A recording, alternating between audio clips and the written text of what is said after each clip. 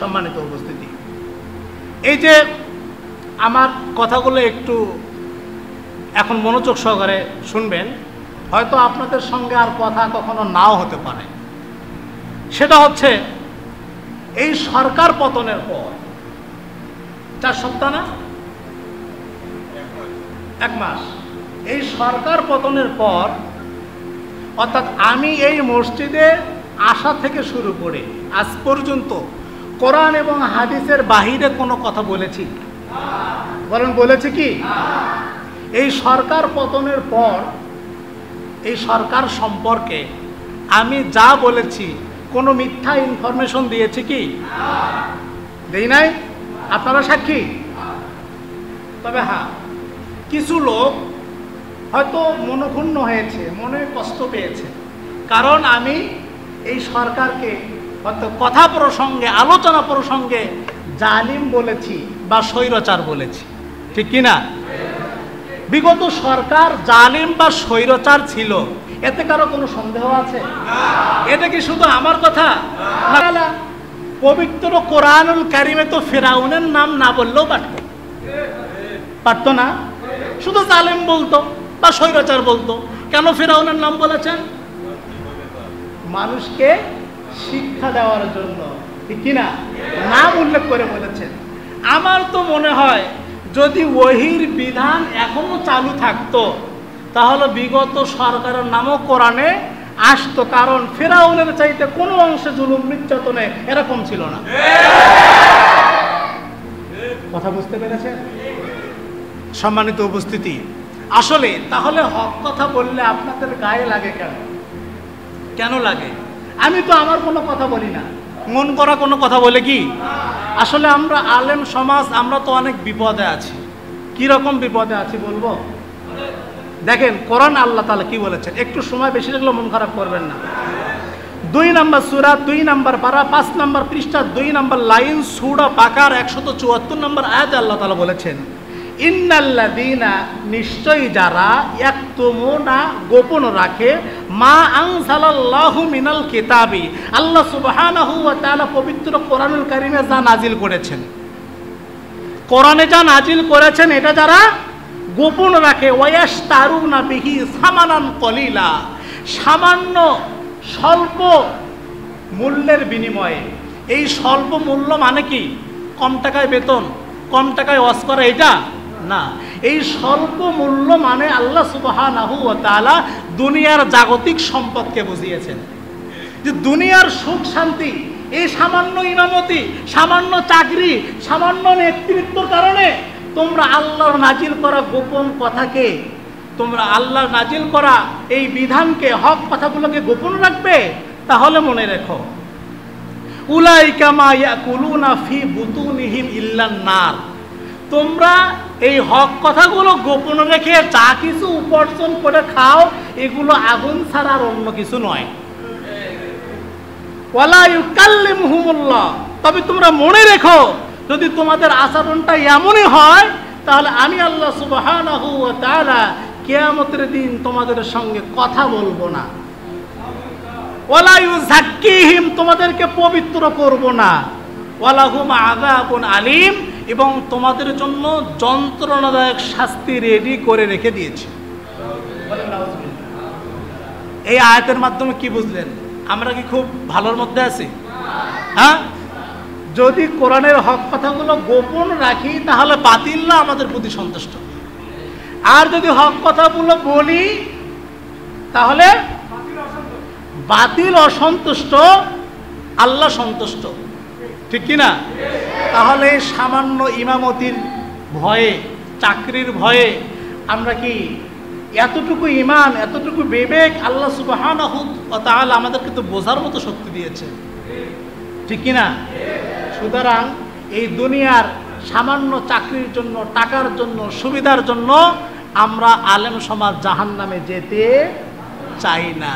যতক্ষণ শরীরে রক্ত আছে হক কথা বলেই যাব।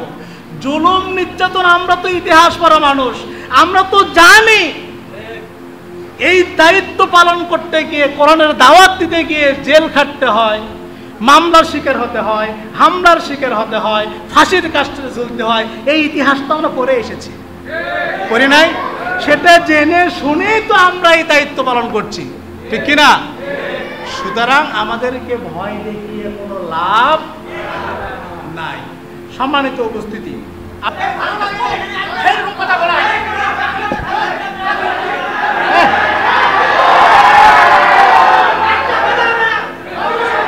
দাঁড়ান দাঁড়ান প্লিজ, শোনেন। আরে এরকম করা যাবে না।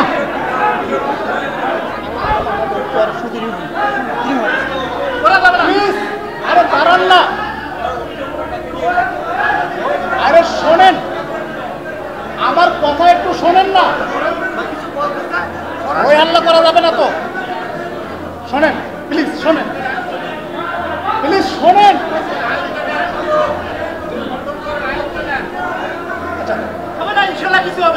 প্লিজ আমার কথা শোনেন, শোনেন একটু, তারপরে আপনারা কথা বলেন।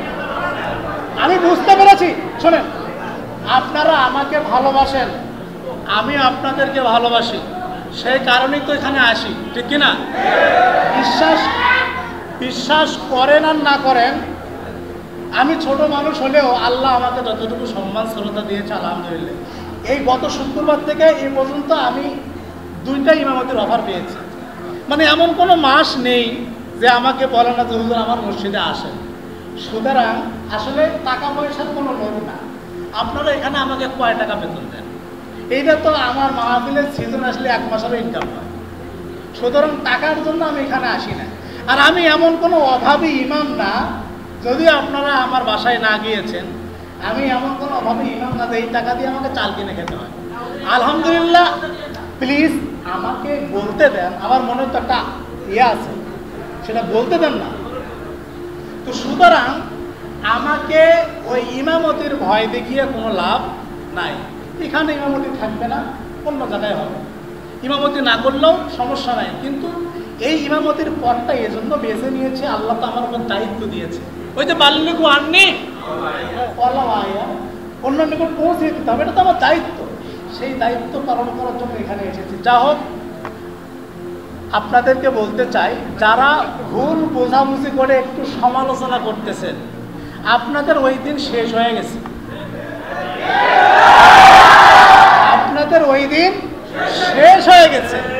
সুতরাং আপনারা তো দেখতে পাচ্ছেন, পৃথিবীতে ইতিহাস শুনছেন, জানছেন, যারা কোরআনের বিরুদ্ধে, যারা হকের বিরুদ্ধে, ইসলামের বিরুদ্ধে বাধা দিতে গিয়েছিল, আল্লাহ তাদেরকে লাঞ্ছিত করে, বঞ্চিত করে দুনিয়া থেকে বিদায় করে দিয়েছে। সুতরাং এখনো সাবধান হয়ে যান, আর এই ধরনের কথা বলিয়েন না। তওবা করে ভালো হয়ে যান, নইলে কিন্তু অবস্থা সামনের দিকে আরো খারাপ হয়ে যাবে। আল্লামা সাঈদী সাহেব বলেন নাই যে এমন একটা সময় আসবে তোমরা ইন্দ্রের গর্ত খুঁজে পাবে না পালাবার জন্য? সেই অবস্থা কি হয়েছে? হয়েছে মানে কি সামনে আরো কঠিন অবস্থা আছে। জীবনে যা করেছেন আল্লাহর কাছে তওবা করেন যে আল্লাহ ভুল করেছি, অন্যায় করেছি, মাফ করে দাও। এখন হয়তো অনেকেই বলতে পারেন যে হুজুর আমরা ভুল করেছি, নিজে তো করি নাই, এটা তো সরকার করেছে।